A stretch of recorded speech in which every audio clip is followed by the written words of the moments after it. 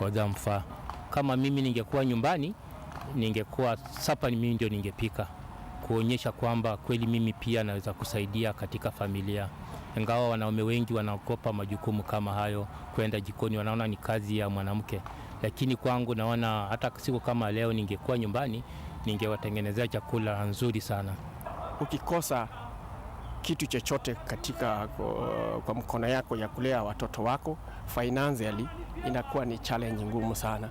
Na haswa kwa kizazi ya saa hii, usipochukua jukumu na ukue mwerevu na makini, unaweza pata ya kwamba familia inaweza kushinda hata kulea. Unaweza lea kupata watoto wawe ni wengi, labda hukupanga uzazi, watoto wakuwe ni wengi wakushinde kulea. Kina baba saizi ambazo wanatutazama, wale ambao wako kwa manyumba, wako saizi hapa, wako katika shughuli zao, mimi naweza tu kuambia congratulations kwa kazi ambazo wanafanya. Although wanapitia changamoto, but they come, wanakuwa wamechanganyikiwa, but now we are there for them. Yeah, hata kama tuko na kitu mbaya, we are there for them. Yes. Being a Sunday, some churches grabbed the opportunities to deliver sermons extolling the virtues of a father, especially as a role model in the family setup.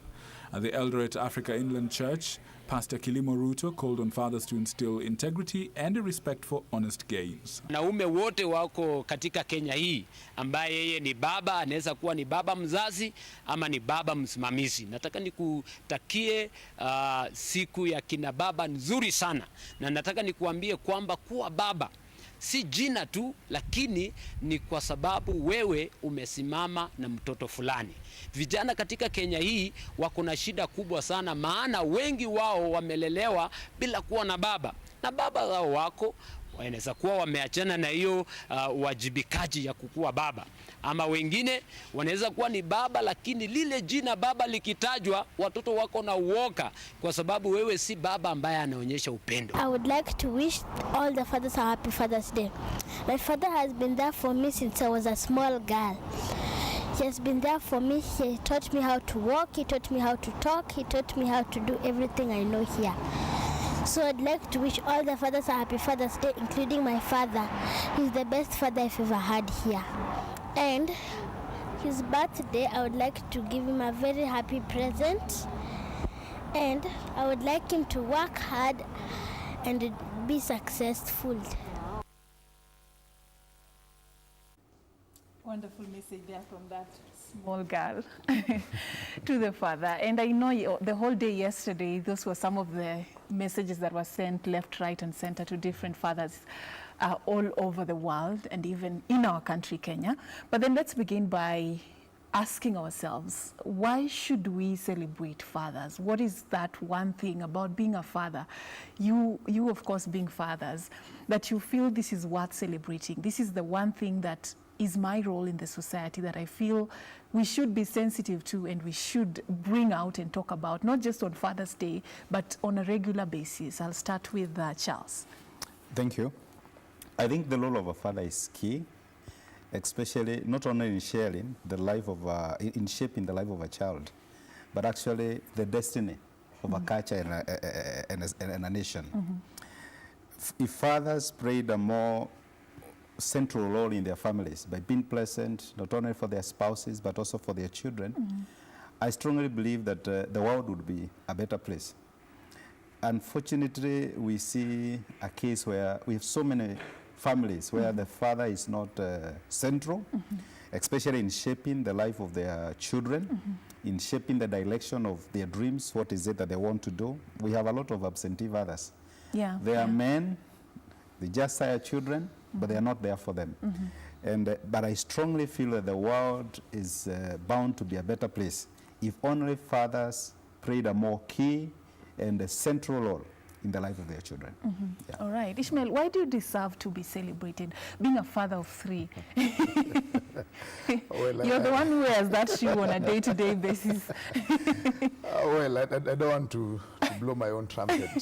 No, do it. You're free to do that. But I think first of all is Maybe one of the reasons that I didn't even realize yesterday was a Father's Day is because maybe I am surrounded by children who celebrate me every day. All right. And by a wife who keeps on reminding me that you're a great father. So, awesome. Wow. So from the words of others, I know I can attest to it, that I'm a good father, or I'm trying to it. But again, also, like Charles is saying, the role of a father is, I think it's ignored. Every time we think about raising children, the mother features prominently. And, you know, a lot of people would rather live without a father than a mother. And I think that's quite erroneous view of parenting. The father is very, very key. And both the father and the mother have their key roles. But I think the father is a figure of authority and a figure of guidance. The mother is more of a figure of caring and, you know nurturing. just nurturing. But it comes to true guidance, and I think that's why Charles is saying, if you look at most of our young people right now, one of the biggest problems that we're having with young people, I think recently we've seen the hashtag Ifikie Wazazi. Yes. And what most of our young people are amounting to. If you probe, it's lack of an active father. Some of them have fathers, and it's just not about having a father. It's having a father who is involved and who is actively involved in the lives of their children.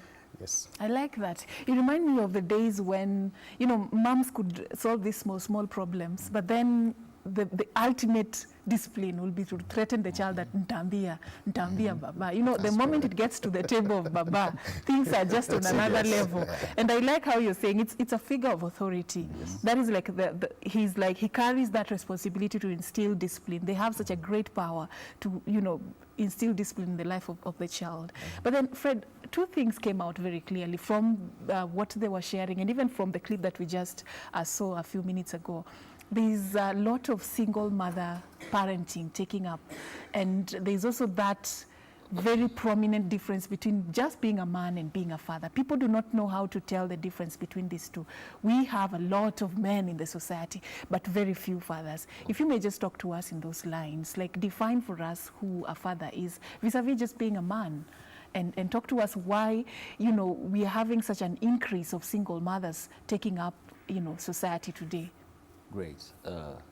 Yeah, it's important to understand that fatherhood is such a very integral position in the society today, because number one, it's important to understand that fathers are givers of DNA, and you know, from where we are, the identity is on the fatherhood, and that's why in most cases you're not named after your mother, you're named after your father. It gives you on the identity. And it helps to, the father figure helps to shape you onto the person that you be, not only at your present, but also in the future. They may be relevant at some stage, but you discover that you cannot do without them at a particular stage. And their absence is very, very, very intriguing. Now, since fatherhood is not just about siring a child, but the responsibility that carries on with that, it carries the responsibility of being a priest, by giving a guide, you know, of you know, blessing and you know, showing, validating the children, but also is the prophet, you know, of the family, as in they are the ones who actually show where how the future looks like. They paint on the picture of what cannot be able to be seen, but above all, you know, they are the providers, in that. They provide, and you know that's why sometimes you find that fathers more concentrate on providing and forget the dates. Because society has shaped that as the single most important responsibility. And you know, if you cannot be able to be a provider, you know, if even the good book says you are not a good person, you know, if you cannot be able to provide for your family, because you are looked up to, regardless of who you are. And you know, I think I've always said it on this place that a father is not about how much they earn. It's just that when they come back, they don't come back empty-handed. They come on with something, and they're still greater. You can be married to a president, but when you come back home, you are the king. Everyone is looking on up to you to be able to shape direction, to provide, and to give validation. But you also have to to make that happen. Like you have to deserve that Yes, position. very true. There And have you to know, be now certain things when to it do. fails on to activate, Yeah. because, you know, maybe due to opportunistic kind of an engagement that some men has actually resulted into, right, on the present age, you discover that then mothers stand up to pick up the responsibility. Because you know what? Children needs a father figure, whether it's on a mother side or the father side. What they need is someone who's actually going to be a protector, a provider, and you know, is going to be paint on the picture for the future. And you know, mamas rise up onto this occasion because fathers have neglected their responsibility. Good. Talking about provision, that is something that I would say basically society has instilled in men. It's like it's looked at as the most important responsibility. But earlier you touched on another important responsibility that is kind of overlooked, that the father is the priest of the home. And I want us to talk about this because this we just think of as long as they provide, then that is what they should be doing, I'm fine. And even you've had women who say, as long as he's taking care of me, I'm okay, I don't need any other thing, right? We've had that in the society. But then Fred mentioned something about father being the priest of the home. You're a pastor yourself and a father as well. Tell me a bit about this important role. How should you, as a father, take up that religious, responsibility of the home? How should you do it? And what are some of the things that you should ensure are done in the home? And what is the ultimate result? What will this add, in terms of value to the family? Thank you. I think what I can say, every other role that a father plays, in one way or another, has a temporal sense to it. Provision, one day will come to an end. And even protection, you will not protect your family forever. But giving spiritual guidance to the family, and especially shaping the moral and the spiritual destiny of your children, is something that has a lasting impact. We have seen where fathers pass on, they acquired a lot of wealth, and the children are left fighting for it. And after that, the family disintegrates.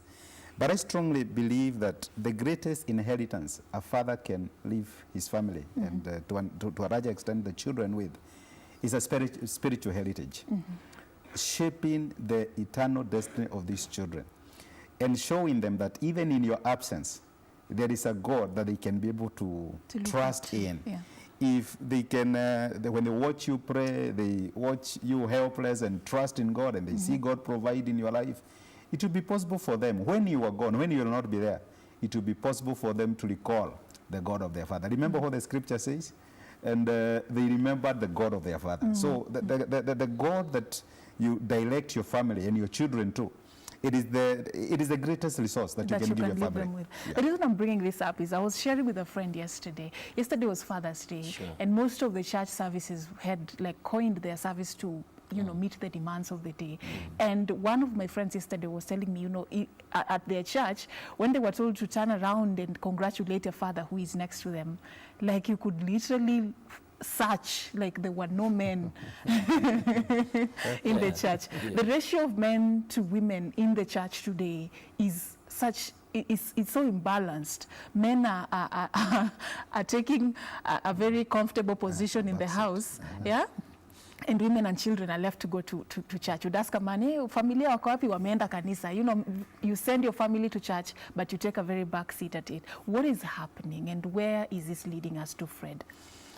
Yeah, I wouldn't want to say that men are really taking a back seat, but there's a deliberate contention, a battle that is going on with men today, in that without knowing the environment, the society, and even the devil is actually fighting men from shifting their position of being the leaders to being followers.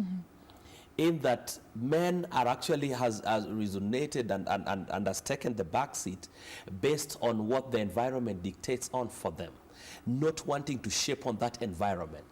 And men are actually born to lead. They are born to give. They are not born to be given. men are givers and women are incubators. So men give, and then women multiply and give back.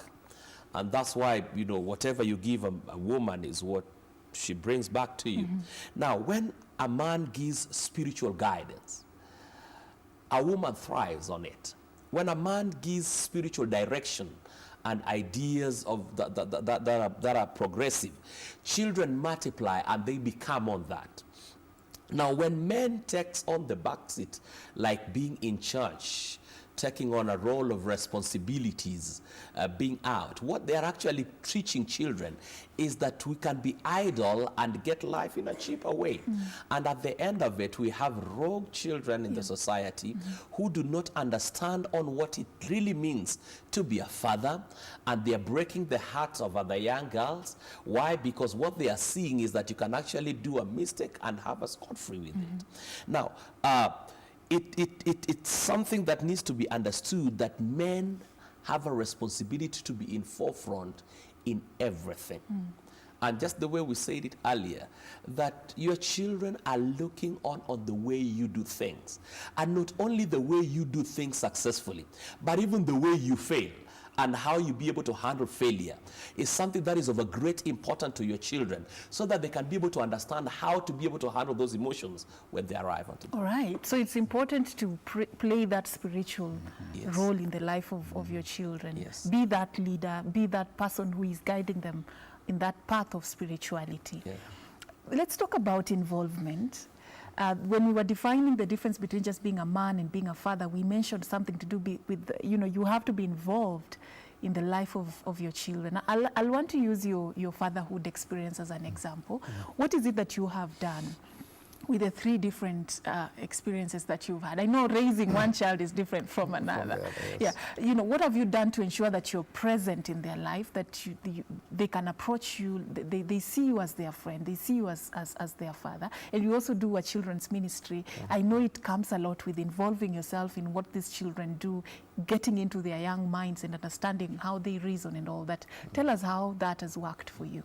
I think, let me start with with the foundation of it, is that as a father, I need to understand children and how children grow. And one of the reasons why many fathers are absent or they're not really involved is because they don't really understand the nature of children. And I think Fred and Charles have mentioned that most fathers will concentrate on provision because they think, if I pour a lot of money and a lot of food, I put everything on the table, the child will be okay. They're okay. But when I look at fathers and when I look at myself, I see myself as a potter. And when I went to hospital and I received each, I was there. Oh, when each of my children... You're not one of those men who go for one for the road as you wait for news. Hi, Mama Menda. So you're just waiting for a text message or a call that...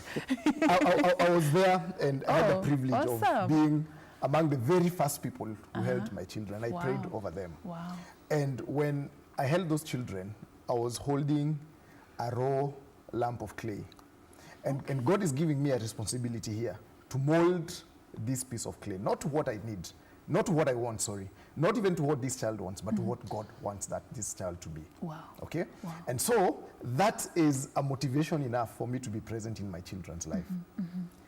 Then my role as a father is so big, because for a child to grow, or for a person to grow, a person must grow physically, they must grow mentally, they must grow spiritually, they must grow socially. And I am the first person who needs to invest and train my children to grow in these areas. For physically, I will provide for them. For mentally, I want to be the first source of knowledge for them before they go to Google and their friends. And so if I'm not available, for them to ask me the questions they need to, for my sons to ask me, what kind of a car is that? What is that? What is that? So I need to help them grow mentally, and I need to help them to be critical thinkers as children. I need to help my children get social skills. I cannot do this if I'm not available. Yeah, true. Okay? I need to help my children grow holistically. And so this becomes a very big motivation for me to be present. And then I know I have a job to do. And I have a very busy job. And a lot of us get lost in our jobs. And the excuse is that I'm working hard to provide, you know, to take you to a good school, to take you. And I like what Charles has said. Most of these things are temporal. Yeah, they will go. And the other thing I would also like to encourage fathers out there, this what a child grows in 2 ways. This is what is called the cognitive development of a child, and when of a person. Cognitively, you grow until you're 35. You're able to learn things very easily. But there's also the moral development. And the moral development picks up to 12 years and starts to drop. After 18, 19, you barely can teach anyone morals. And that's why you're seeing, even in this country, you know, we can shout about corruption, we can shout about morality, but when you're telling adults, these people already have formed, they have formed worldview on these things. And some of them really want to get out of these, but they're not able to because they were not taught when they were children. Recently, I was talking to some people about littering. And after I had a seminar, I was just teaching some people about children ministry. And after we left, I gave this person a lift. And I was just trying to teach them that some of us will just throw things on the road. You know, you're driving, you'll see someone open the window and throw a bottle. And it's a very bad behavior. And I told these guys, you know, that's very bad. Because if you throw a bottle, it will disrupt the driver who is behind you. Then I gave this guy, he was seated there listening to me. And he was seated in my car. And he was eating something and he opened the window and he threw it. So when he threw it, the time it hit him. What have I done? You know, you just told us. And I was telling you, you see, you are an adult. I need to tell you that so many times for you to remember and to start. But for a child, when you tell a child something, they'll never forget. And that's why as fathers, we really, really need to be present in our children's Take life. advantage of that Of that window, you know. So that we don't start running when they are old, when they become drug addicts and when they become teenagers and the young adults, when they can't keep a home. Now that is a time, you know, we're trying to run to be fathers, which is too late. Yes. So the fact that we need to bring up our children and give them a very good foundation, it's a very good motivation for us to be present fathers. And I think that's what really motivates me. Somebody once shared that, you know, in the stages of development, there is the much you can do. You cannot be a father forever or a mother forever.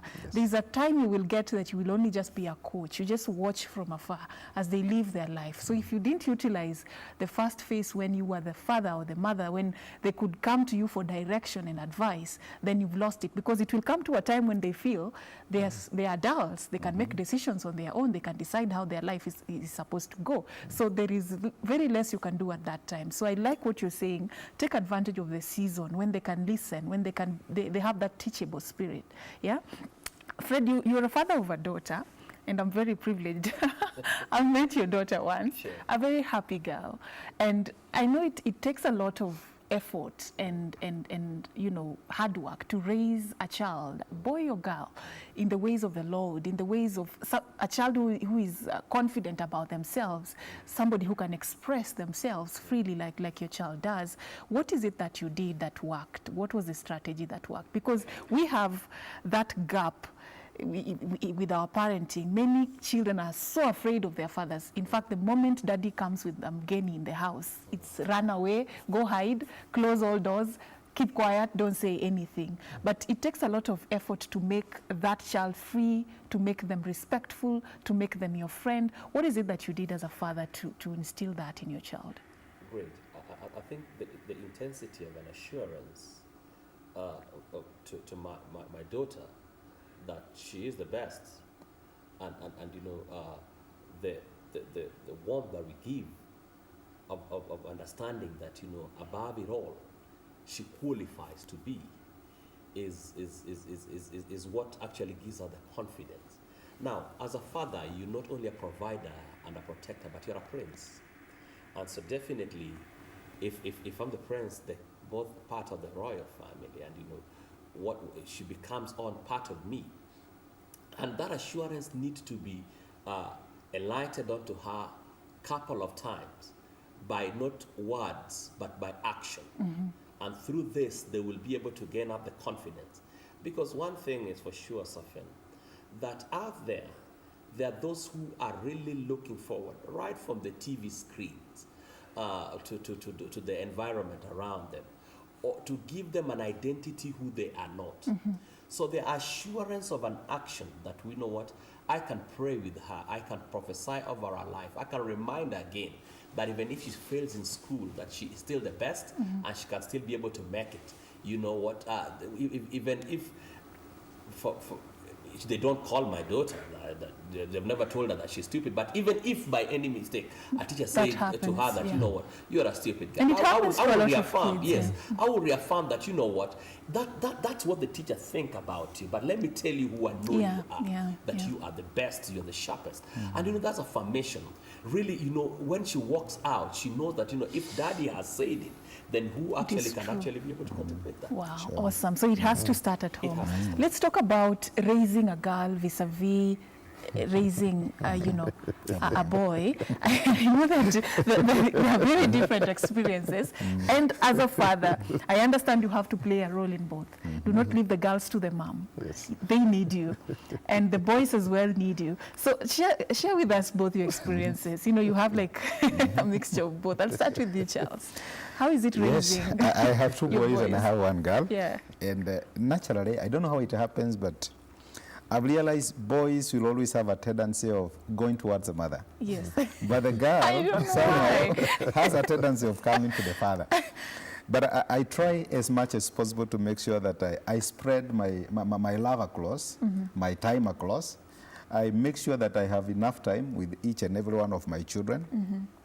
Actually, one of the things that has also shaped my life is that I always make sure before these children sleep, I'm at home to pray for them. Okay, wow. I would not allow them to go in the morning before I pray for them. Wow. I want to be involved in the lives of my children. I normally have a day that I will take every child out. It's a boy out, it's a girl's out.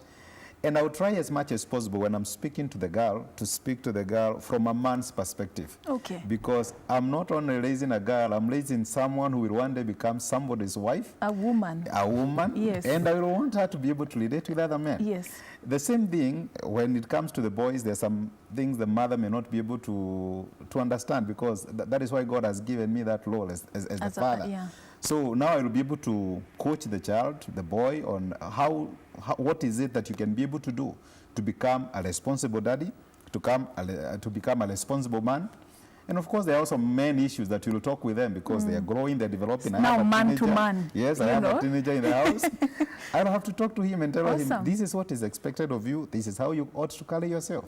So I must say that you really have to spread your time equally amongst the children, avoiding the case in the Bible where you had a preference for one child against another. You really have to spread your time equally. Is it true that you can love your children equally? There's always, I hear there's that favorite that you never mention, but you know this one. Well, I think it's very possible, because I think for me and my wife, we actually discussed that, and we said we might be coming from backgrounds where, you know, parents showed favorism to one child. And but for me, I think with my wife, we've been very deliberate to show love equally to all children. And I don't think it's a struggle. It's not something we just love our children. It comes naturally. They are awesome, and just recognizing that they're all different. So I have 3 children who are all different. And most of the times when we end up favoring one child is you have this child who has this strength, and then you're looking at the others, they don't have this strength, and then you're comparing this child with these others. So as a parent and as a father, you need to recognize that every child is unique, even yourself. Okay. Just the same way me and my wife, we are very unique. Very different. So these children are a product of 2 unique people. So even them, they will pick our DNAs differently. and our characters. Let me take you back, Yes. Ishmael, on the aspect of raising a daughter, and you're a man. Yeah, there is you know this. There is this very important thing people do not take very seriously. This girl, the very first exposure to a man that they get is the father. Yes. The worldview they will form about men out there will come from how you act, how you carry out yourself in the house, what you tell her about men out there, about herself as a woman. Do men really find this important, and how should this very important issue be addressed? Yeah, I think like I mentioned, it's most men think it's the role of the mother to mold the girl. But I think both the mother and the father has a role. And one of the things, I have the privilege of dealing with young children and also dealing with teenagers and young adults. And one of the things that I'm seeing with young adults, and mostly what we're calling the millennials, is the ability to socialize. A lot of them, and mostly it's because even of our education system. You know, these kids have been so much in school, so much in school. The other day, I actually had someone on radio advising students not to make friends. You know, we've gone to school to read, not to make friends. And so we've kind of constricted the social space for our children. And so the father in the house needs to teach their daughters on how to socialize with men. Okay? Remember, they are a girl. They don't have an experience of a man. How do you even talk to your daughter about men? How do you even start? Mine is just 1 year old. I wish my dad was here. How do you even mention that now you're a grown woman, soon you will start interacting? No, I think where we are going, it's becoming very, very easy. You know, when we were growing, our parents, our social interaction with our parents was very different. Yes. And culture is changing a lot. We are able to talk, we are able to interact with children. Yeah. Actually, someone was joking the other day, saying that families have changed so much. You know, we are coming from where the man used to say, we came to where the woman also had a say, and nowadays, even children have a say. True, that's very true. Even children have a say now what needs to happen in this family. Yeah. So I think for men who want to ride on the tide of the cultural change, they will find it very easy to talk to their daughters. Okay. And also nowadays there are a lot of parenting classes. You know, there's a lot of capacity building so that you don't just go in dry, you know, as a father. You can build your capacity, you can build your social skills, because we're also coming from a place we were not taught. So these are things we have to learn in our adulthood. How do I become a father? And then if, in the advent of information technology and social media, if as a father I am not very deliberate to teach my daughter, there are too many They voices. will learn. They will There are too just many know. voices They will out be there. curious. They will feel that gap. They will want to feel it outside there. Yes. Take your daughter on a date. Is it wrong? I mean, go out, have these conversations over a glass of soft drink. Yeah, and get to understand more. Let her ask all those curious questions she has and make sure that you answer them from the point of view of a man. That will be a very huge favor that you can do your daughter. We are coming can I to add something? Yeah. Just very quick. Ladies, men defeat ladies by words.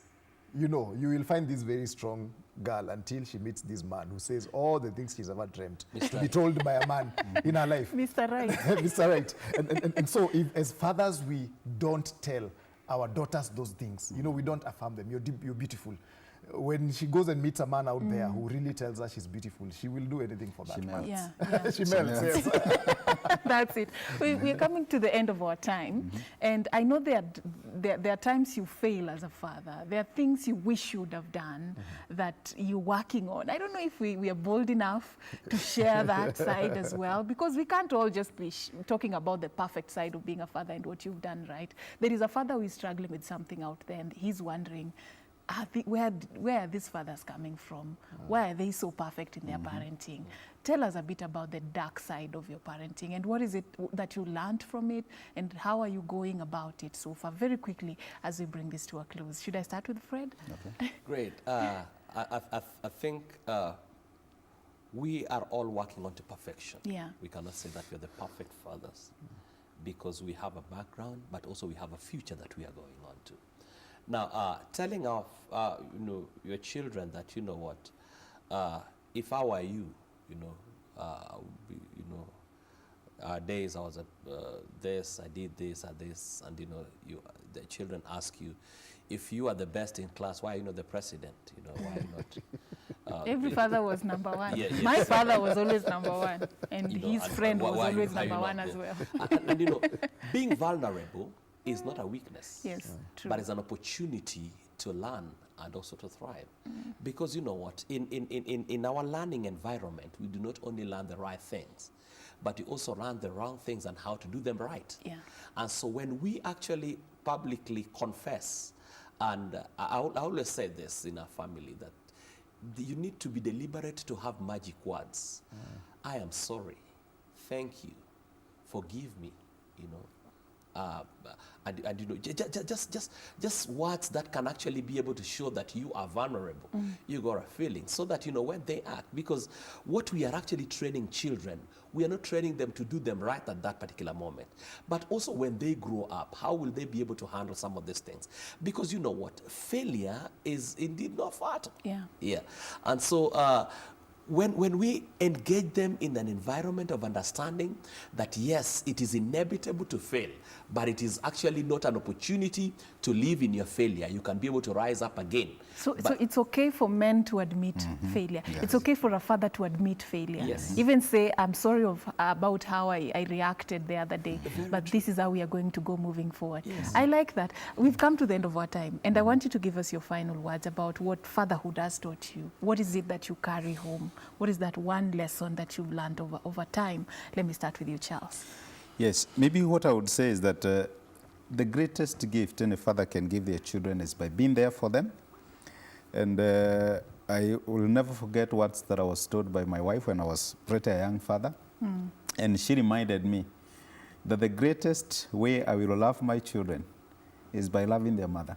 Wow. Because children are keenly watching how you are treating their mother. That is true. And the respect they will give you in your old age, the respect they will give you after they become adults, is all based on how did you treat their mother.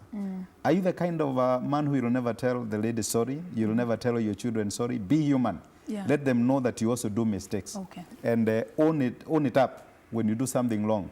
And shower the mother with all the love that you would. They will run their homes will celebrate. Depending on how you ran yours. Children will do the what moment exactly they see me hugging their mother, they're almost all over clapping. And I love it that way. Thank wow, you. awesome. Yes, Ishmael. My biggest fatherhood lesson actually came from my mom. And she taught me, and she told me when I became a father, that if you want to be an effective father, come down to the level of that child.